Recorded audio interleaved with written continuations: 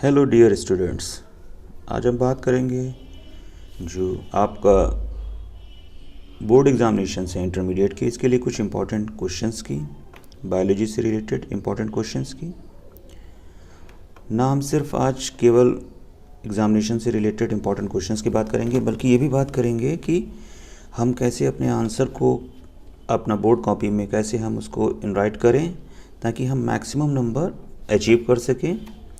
जो भी मैंने अपना एज ए आपका एग्ज़ामिनर कॉपी चेकिंग के दौरान हमने जो एक्सपीरियंस फील किया है वो भी मैं आपके साथ शेयर करूंगा कि आखिर कॉपी चेक करते वक्त एक जो आपका बायो का टीचर है वो आपसे क्या एस्पेक्ट करता है, क्या आपसे चाहता है और किन बातों पर वो ध्यान देता है, इन सब बातों पर डिस्कस होगा। तो आप विदाउट स्किप वीडियो को लास्ट तक देखें। ये चंद क्षण आपको जो आपने साल भर मेहनत करी है, अपना एक हार्ड लेबर दिया है, तो आपको अपनी मेहनत के अनुसार आपको उसके अनुसार वास्तविक जो अंक हैं वो आपको प्राप्त होंगे। तो सबसे पहले बात करते हैं इंपॉर्टेंट क्वेश्चंस की। ये आपका बायो के 2020-21 के लिए जो सिलेबस रिड्यूस्ड हो गया है उसके अकॉर्डिंग ही ये आपका बनाया गया है। ये आपका यूपी बोर्ड एनसीईआरटी पैटर्न्स के अकॉर्डिंग जो क्वेश्चंस हैं उन्हीं पर बात की जाएगी। ये आपका यूनिट वाइज बात करी जाएगी। तो सबसे पहले आज हम यूनिट 1 जो आपका यूनिट फर्स्ट है रिप्रोडक्शन, जिसमें आपका 14 मार्क्स के क्वेश्चंस आते हैं, डिसाइड किए गए हैं बोर्ड एग्जामिनेशन के अकॉर्डिंग। जो आउट ऑफ 70 में से आपका जो 14 नंबर है वो इसी पोर्शन से आता है। तो सबसे पहले आप यूनिट 1 के बारे में बात करते हैं। यूनिट 1 में जो आपके चैप्टर हैं इस समय आफ्टर रिड्यूस्ड, जो आपका फर्स्ट चैप्टर है वो है आपका sexual reproduction in flooring plants, यानी पुष्पी पौधों में लैंगिक जनन। तो इसमें जो आपके कुछ इंपॉर्टेंट टॉपिक हैं वो कुछ इस प्रकार हैं। फर्स्ट है आपका डबल फर्टिलाइजेशन यानी दोहरा परिसंचरण। ये बहुत इंपॉर्टेंट शॉर्ट नोट है, इस कई बार पूछा जाता है और कई बार ये आपका ऑब्जेक्टिव में ये प्रोसेस किसने डिस्कवर करा था, साइंटिस्ट का नाम पूछ लेता है, नावाशिन ने ये प्रोसेस दिया था, तो इस पर भी आप ध्यान देंगे और ये आपका बहुत इंपॉर्टेंट टॉपिक है। इसी से रिलेटेड दूसरा टॉपिक है आपका ट्रिपल फ्यूज़न, त्रिसंलयन। डबल फर्टिलाइजेशन और ट्रिपल फ्यूज़न दोनों एक दूसरे से कोरिलेटेड हैं। तो एक कंप्लीट अगर आप इसको तैयार कर लेंगे शॉर्ट नोट तो आप इसको आसानी से दोनों को हैंडल कर सकते हैं।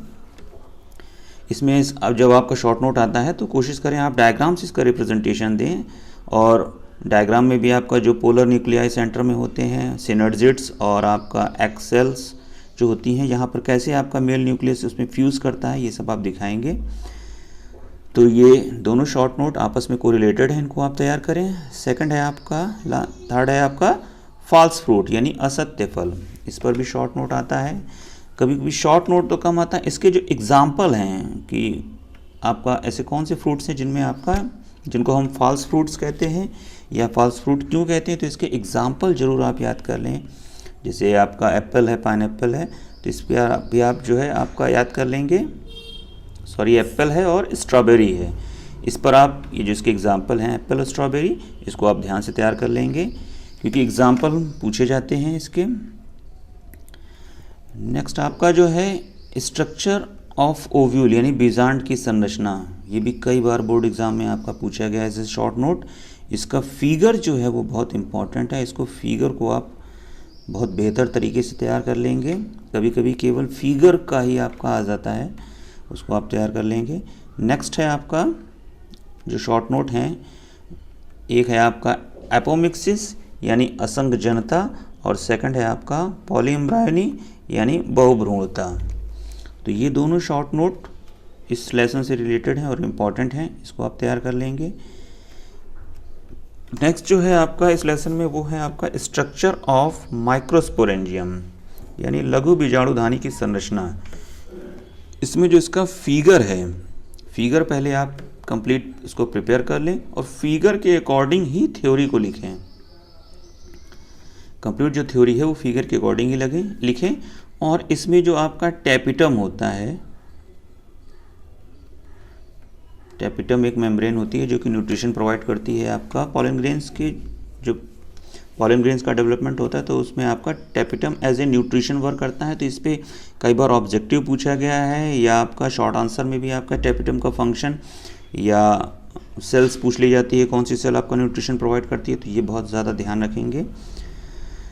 नेक्स्ट है आपका जो है वो है आपका पॉलिनेशन एंड इट्स टाइप्स, यानी परागण व परागण के प्रकार। इसमें आपका पॉलिनेशन की डेफिनेशन तो खैर बहुत कॉमन है हाई स्कूल स्टैंडर्ड के। इसके पॉलिनेशन के जो टाइप्स हैं, तो ये आपका एक लॉन्ग क्वेश्चन में आपका ये इम्पॉर्टेंट है long question point of view से, इसको आप बेहतर तरीके से तैयार करेंगे। नेक्स्ट जो चैप्टर है वो है आपका चैप्टर 2 ह्यूमन रिप्रोडक्शन। आफ्टर जो आपका सिलेबस रिड्यूस हो गया उसके अकॉर्डिंग चैप्टर 2 आपका आएगा ह्यूमन रिप्रोडक्शन। जो फर्स्ट चैप्टर था जो ओल्ड सिलेबस के अकॉर्डिंग वो तो आपका रिड्यूस हो गया है। तो ये आपका ह्यूमन रिप्रोडक्शन यानी मानव जनन, इसमें जो आपके इंपॉर्टेंट टॉपिक हैं male reproductive system and female reproductive system. इन दोनों के जो फिगर हैं, फिगर आप कंप्लीट तैयार कर लें, उसी के अकॉर्डिंग थ्योरी लिखें। अगर हम थ्योरी तैयार करते हैं उसके अकॉर्डिंग फिगर लिखते हैं तो हम मार्क्स अच्छे नहीं ऑब्टेन कर पाएंगे। और कोशिश करें कि आंसर लिखते वक्त सबसे पहले आप फिगर को ड्रॉ करें। एक फ्रेश पेज पे वन साइड आप फिगर को ड्रॉ करें और उसी से रिलेटेड आप थ्योरी जो है हेडिंग वाइज उसकी थ्योरी आप देते रहें। तो इससे आप कम समय में बेहतर आप जो मैटर है वो एक्सप्रेस कर सकते हैं और इससे अच्छे अंक पा सकते हैं। हालांकि मेरे हिसाब से जो फीमेल रिप्रोडक्टिव सिस्टम है यानी मादा जनन तंत्र है वो इस बार मोस्ट इम्पॉर्टेंट है, तो इसको आप बेहतर तरीके से तैयार करें। नेक्स्ट है आपका gametogenesis, spermatogenesis and oogenesis। Gametogenesis के ही पार्ट हैं स्पर्मेटोजेनेसिस और oogenesis। तो इस पे आपका शॉर्ट नोट आ जाता है, उसको कभी कभी पूछता है what is gametogenesis and describe the process of spermatogenesis, या what is gametogenesis describe the process of oogenesis। तो स्पर्मेटोजेनेसिस और oogenesis की जो फिगर हैं इसमें अक्सर जो गड़बड़ी होती है जो हमने कॉपी चेकिंग के दौरान महसूस करी है, वो बच्चे मैटर तो लिख ले जाते हैं पर फिगर में मिस्टेक कर देते हैं। कहाँ पर आपका मियोटिक डिवीज़न है, कहाँ माइटोटिक डिवीज़न है, ये प्रॉपरली उसको स्केलिंग नहीं कर पाते हैं और वही एग्जामिनर की नज़र में आ जाता है, जिससे आपकी जो मेहनत है उस पर आपका एक बट्टा लग जाता है। तो बेहतर है कि आप पहले फिगर को इसको तैयार करें, क्योंकि जैसे ही कॉपी चेक होती है सबसे पहले नज़र जो है एग्जामिनर की वो फिगर पर ही जाती है और उसी के अकॉर्डिंग वो जज कर लेता है कि ये बच्चा प्रिपरेशन प्रॉपरली करके आया है या नहीं करके आया है, कंफ्यूज है। तो बेहतर होगा आप इन दोनों फिगरों को आप तैयार करें, उसके बाद आप थ्योरी लिखें। अब नेक्स्ट है आपका स्ट्रक्चर ऑफ स्पर्म यानी शुक्राणु की संरचना। इसमें भी आपका जो फिगर है, अगर आप फिगर तैयार कर लेंगे तो उसके अकॉर्डिंग थ्योरी लिख सकते हैं। अलग अलग इसके पार्ट होते हैं, हेड, मिडिल पीस और टेल, तो उस पर आपका जो डिटेलिंग है तो वो आप आसानी से कर सकते हैं। नेक्स्ट है इसमें आपका मेंस्ट्रुअल साइकिल यानी आर्तव चक्र। मेंस्ट्रुअल साइकिल में जो गड़बड़ी होती है वो अक्सर जो है जो हार्मोनिक जो लेवल होता है आपका FSH का और LH का, उसमें अक्सर जो बच्चे हैं वो गड़बड़ी कर जाते हैं। तो ये FSH और LH का जो हार्मोनिक लेवल है उसको आप ध्यान से दिखाएंगे, लेवल को आप फिगर तक तैयार करेंगे। साथ ही साथ जो एंडोमेट्रियम की जो आपका फंक्शनिंग है कि कहाँ पर एंडोमेट्रियम राइज करता है उसके बाद कहाँ डाउन करता है न्यू साइकिल से पहले, इस एंडोमेट्रियम को आप प्रॉपरली दिखाएंगे फिगर में कि जहाँ ओव्यूलेशन हो रहा है तो यहाँ पर आपका हार्मोनिक पैटर्न क्या है और एंडोमेट्रियम राइज कर रहा है डाउन कर रहा है। ये दोनों जो पॉइंट हैं इस पर आप बहुत ज़्यादा ध्यान देंगे, ये भी एक इम्पॉर्टेंट क्वेश्चन है इस बार के लिए। नेक्स्ट है इसमें आपका label diagram of A section through ovary, अंडाशय की अनुप्रस्थ काट। ये आपका केवल फिगर में ये आपका क्वेश्चन आ सकता है और हालांकि थ्योरी भी आ सकती है, लेकिन मेरे हिसाब से जो फिगर है वो बहुत ज़्यादा इंपॉर्टेंट है इस बार के लिए, क्योंकि आपके जो सिलेबस काफ़ी रिड्यूस हो गया है तो शॉर्ट नोट बहुत कम हो गए हैं, लिमिटेड हो गए हैं, उसमें ये आपका ये क्वेश्चन आ सकता है, तो उसको भी ध्यान देंगे। नेक्स्ट जो है आपका वो है आपका चैप्टर 3 रिप्रोडक्टिव हेल्थ यानी जनन स्वास्थ्य। इसमें आपका जो शॉर्ट नोट आपका है वो है टेस्ट ट्यूब बेबी यानी परखनली शिशु। ये आपका इन विट्रो फर्टिलाइजेशन जो टेक्निक होती है उसके थ्रू जो आपका टेस्ट ट्यूब बेबी का डेवलपमेंट होता है, तो इसको इस पर शॉर्ट नोट बहुत इंपॉर्टेंट है, मोस्ट इंपॉर्टेंट है इस बार। ये आपका टेस्ट ट्यूब बेबी यानी परखनली शिशु। और दूसरा जो है आपका इस लेसन से रिलेटेड वो है वेसेक्टोमी एंड ट्यूबेक्टोमी यानी शुक्रवाहिनी उच्छेदन और डिम्बवाहिनी उच्छेदन। तो ये आपका मेल और फीमेल में दोनों में होता है, ये मेल में होता है और ये आपका फीमेल में होता है। तो इनके जो फिगर हैं, अगर आप फिगर तैयार कर लेंगे तो मेरे हिसाब से थ्योरी की बहुत ज़्यादा ज़रूरत नहीं है, उस फिगर में ही पूरा चीज़ें स्पेसिफाई हो जाती है, कहाँ से कटिंग लगाई जाती है। तो इनके फिगर को आप तैयार कर लें। बार बार मैं फिगर पर ही जोर दे रहा हूँ, उसका रीज़न ये होता है जो बायो का टीचर है उसकी जो एक उसका टेस्ट होता है, उसका जो एक इंटरेस्ट होता है वो फिगर पर ही होता है। तो अगर आपने किसी भी डायग्राम में फिगर दिया है तो आपको अच्छे मार्क्स जो है वो मिल जाएंगे, क्योंकि जनरली जब कॉपी चेक होती है तो 50-60 कॉपियाँ निकल जाती हैं और उसमें जो फिगर है वो प्रॉपरली नहीं मिल पाता है। तो अगर उसके बाद आपकी कॉपी आती है और उसमें अगर फिगर है मेंटेन, तो एग्जामिनर आपकी जो थ्योरी में थोड़ी बहुत हल्की फुल्की मिस्टेक्स है उसको वो इग्नोर कर देता है, क्योंकि वो समझता है इन 50-60 से बच्चों से आपने ज़्यादा अच्छा प्रेजेंटेशन दिया है। तो उसका जो बेनिफिट है और एक जो इमोशनली अटैचमेंट हो जाता है उस चंद क्षणों में, वो उसका जो बेनिफिट है वो भी आपको मिल जाता है। तो आप एग्जामिनर के टेस्ट के अकॉर्डिंग अगर आप अपने पेपर को सॉल्व करेंगे तो बेहतर आप कर पाएंगे, क्योंकि कोई भी आपका जो एक्सप्लेनेशन है वो आपका फिगर से ज़्यादा बेहतर बताया जा सकता है, समझाया जा सकता है। तो इस पर आप बहुत ज़्यादा ध्यान देंगे।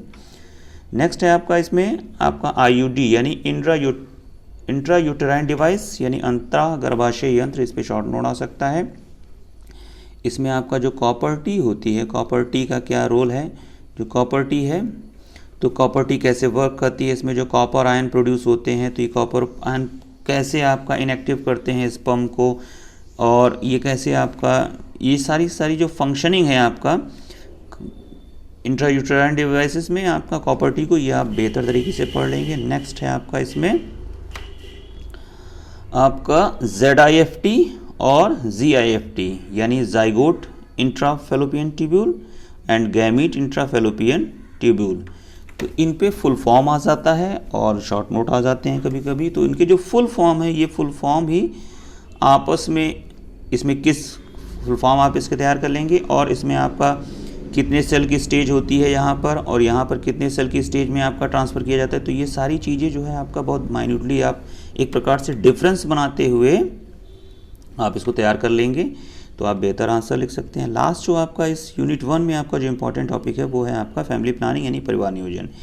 इस पे आपका एक लॉन्ग क्वेश्चन आ सकता है, अलग अलग डिवाइसेस इस पे जो आपका यूज़ होती हैं, फिजिकल बैरियर्स या जो कॉन्ट्रासेप्टिव पिल्स हैं, और इन पे आप बेहतर तरीके से तैयार कर लेंगे। ये एक ऐसे टाइप क्वेश्चन हो जाएगा, तो ये आप आसानी से कर सकते हैं। अब बात करेंगे हम कि जो लिखते वक्त यानी कॉपी राइट करते वक्त हम किन किन बातों का ध्यान दें।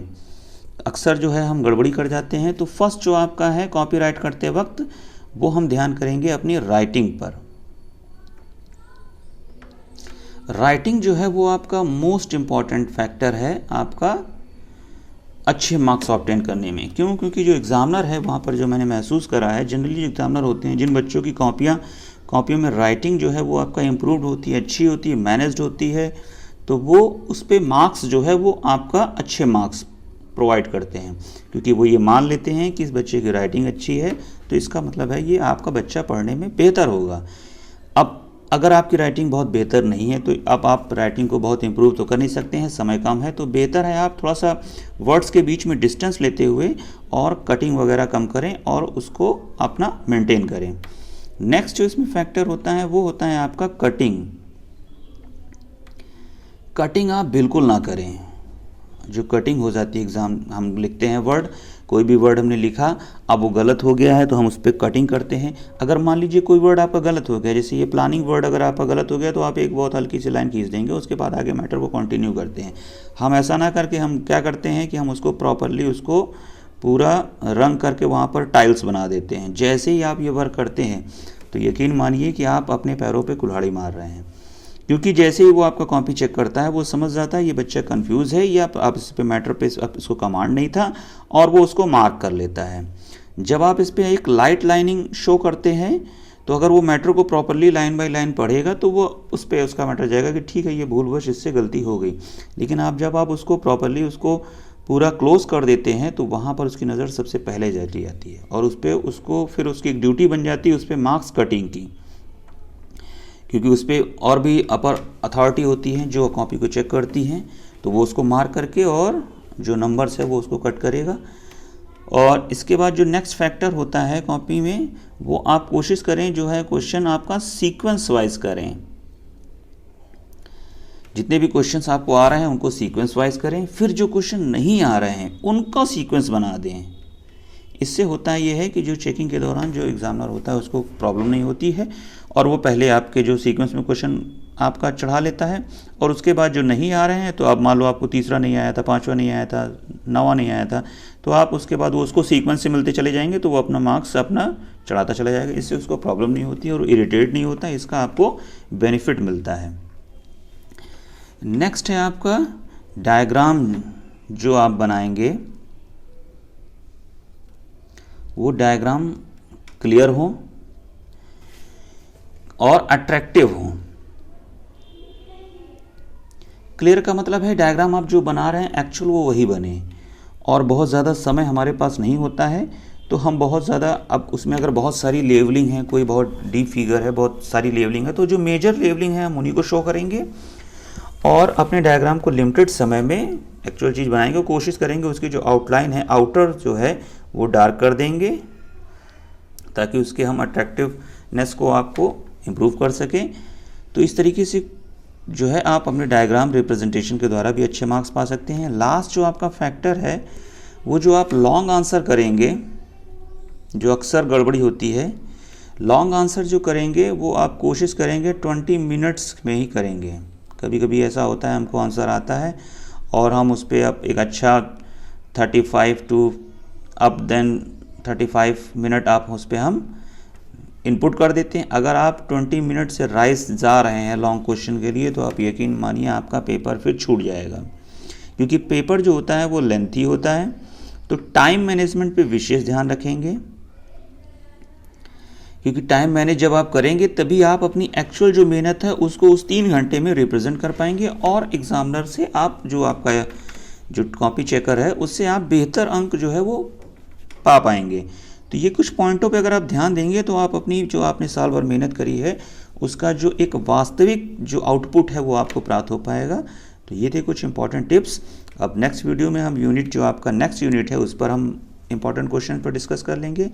जो भी आपको इसमें कोई आपको जो आप इसमें महसूस किया हो वो आप कमेंट करके आप बताएं कैसा लगा आपको, और जो भी आपको प्रॉब्लम इसमें लगी हो या आपको लगता है इसमें आपका ये इम्प्रूवमेंट हो सकता है, तो ये भी आप कमेंट करके बताएं ताकि हम उसको मेंटेन कर सकें। So thank you for watching this video. Thank you.